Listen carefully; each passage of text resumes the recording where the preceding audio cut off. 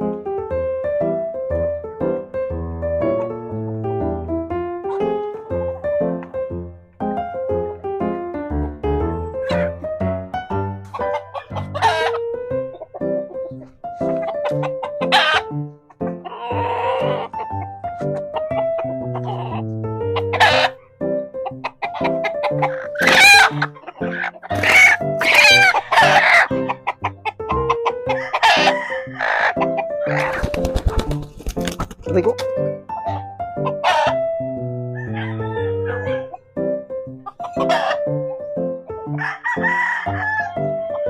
Dal.